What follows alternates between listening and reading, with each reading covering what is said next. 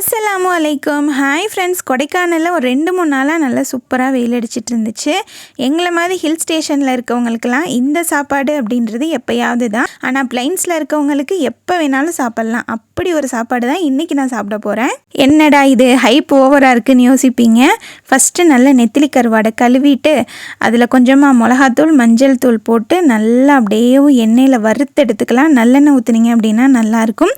கூடவே இந்த மாதிரி 2 பச்சை மிளகாவும் போட்டுக்கோங்க. அந்த பச்சை மிளகாவோட ஸ்மெல் வந்து ரொம்ப ரொம்ப சூப்பராக இருக்கும். ரொம்ப மொறுன்னு இல்லாமல் வெளியில் நல்லா கிறிஸ்பியாக நல்லா மின்னு சாப்பிட்ற மாதிரி கருவாடை ரெடி பண்ணிவிட்டு அது கூட சின்ன வெங்காயம் வச்சு பழைய கஞ்சியோட சாப்பிட்டா அடடடடா அவ்வளோ டேஸ்ட்டாக இருக்கும். இங்கே பழைய கஞ்சி வந்துட்டு இந்த அளவுக்கு ரெடி ஆகிறதுக்கு 2 நாள் ஆயிரும். இப்போ பிளைன்ஸ்லாம் ஃபஸ்ட்டு நாள் தண்ணி ஊற்றி வச்சுருவோம், காலையில் ரெடி ஆயிரும்.